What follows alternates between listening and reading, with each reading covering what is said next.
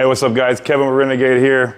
Little pro tip of the day. You see we have a ton of metal polishes that we carry here, and each one has its little distinctive differences, and hopefully we'll highlight that today and show you guys which one you should be using. But for right now, we're gonna do the new Ultra Cut, and we're gonna go ahead and do this whole piece. Now keep in mind guys, this is made in mind for a guy that is can't get a machine in this area, can't get a DA sander, can't get a paint polishing machine, not a die grinder. This is for areas that is only for hand blending. So we made you an aggressive cut. Now what this is essentially is a liquid sandpaper. So it's gonna have the right abrasives to knock that first layer of stuff down, but also give you a little bit of shine. Now what comes that is some scratches. So you're doing it in areas most likely where scratches aren't gonna be important. Hopefully we'll be able to give you an option in those hard to reach tight areas that will take the place of the machines. So first things first, I wanna put some on my terry cloth. And I'm gonna do this whole area inside the green tape. Yeah, just think of it as like buffing wheels. You know, we have different grits or different, abrasives of buffing wheels. So just think of this as your cutting wheel versus, a microfiber wheel being like your flannel wheel. You know what I mean? So this is gonna give you more bite, it has more grit to it, and it's really gonna knock that down, generate some more heat. Now, this does leave scratches. That's why people come back with the microfiber or sometimes even prefer the microfiber over it. But you do, like this case here, we're not trying to do something that's already pretty shiny. This is the roughest of the roughs, top of the tank, that little piece behind the wheel, something that you can't get the smallest of buffing wheels in.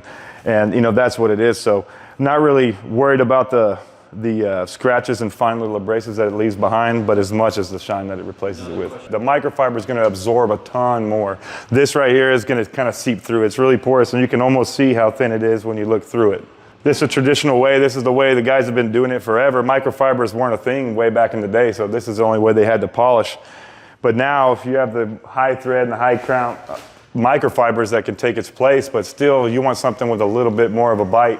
So things right off the bat, when they sent this, I'm grabbing it and I'm like, man, that's pretty gritty. You know what I mean? So it's gonna leave, some scratches behind right off the top. So here's,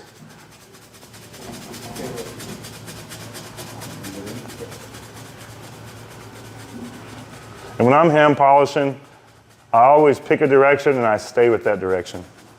I come back with a microfiber every time. Right there. So there's Ultra Cut just on a raw box. Never been sanded, never been cut. And you come back here, put the same little amount here. I feel like, you can see the shine coming through here, and I just feel like I'm having to work and press a lot harder with the microfiber towel than I am the terry cloth, which makes sense. I mean, if you look at them both, one's smooth and one's grainy, so this one's gonna get the job done much sooner. But you'll notice when I wipe this off here, you're not gonna have as heavy as a scratch mark because now you're getting the abrasives from the rag and the Ultra Cut versus just one here. So shine should be the same. If you're using this in the areas where we're saying to use it, you're most likely gonna need this anyway. Than having to do it. If all you got's with a microfiber, it'll work too. Right. I mean, this is like really, we take the airways up on these tanks, and then you got the sleepers that come down, but we have the new mini airway buffs that take it up further. But then there's some areas where you can't even get in there behind the fuel tanks if they have drop panels on the truck. So this is really where we're gonna be using this stuff in our application in our shop.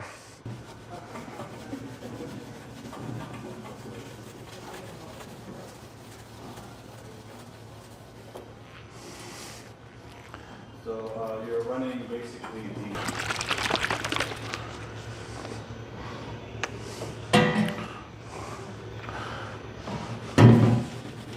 what's your position on, so you went for microfiber with Pro Red? Yeah, it's kind of like I was explaining, if I'm gonna treat this like a two-step process, I wanna be aggressive with my aggressive cut, and I wanna finish with my less aggressive.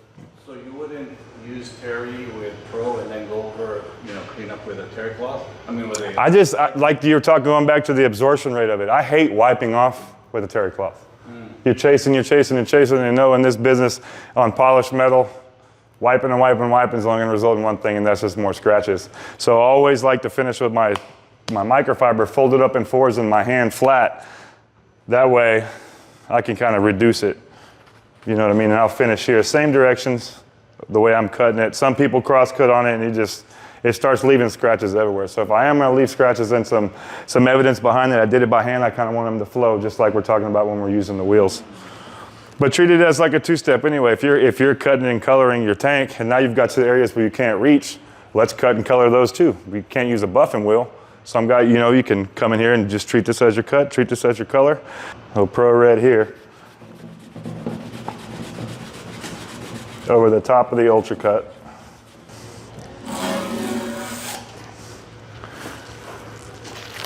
So you got nice mirror here. You have a lot of scratches, but everything on the right side of here has got a lot more clarity. All right, cool. Just to recap what we went over already. I took the terry cloth and the Ultra Cut and I did the whole entire section to show you guys what it does, the scratches it leaves behind, just how abrasive it is, and kind of give you a couple of tips where to use it at and how we use it. Then on the right side, I went back over it with the microfiber and the Pro Red, showing you kind of a two-step process, and you can clearly see the difference in clarity and the difference even in the fine scratching on this side. So it shows you, you don't have to use a machine in those areas. You don't have to use a machine on most areas if you don't need to. This could be for the trucker guy that doesn't want to spend all the money but has a truck that can be hand polished out, and he can treat this as a two-step. So like I say, I like to keep all the terminology the same as far as when we're doing paint and when we're doing the cutting process on the aluminum with the buffing wheels and compound, and it's no difference with this here. So, and so a lot of these guys, they don't want to get dirty, they don't want to use, they don't have the experience on the buffing wheels and everything, and they got them in, it's sketchy. It's an acquired taste and it's not for everybody. So if you can come out something that give you a similar shine, give you that elite shine, but you just have some little scratches that's there, that's perfect.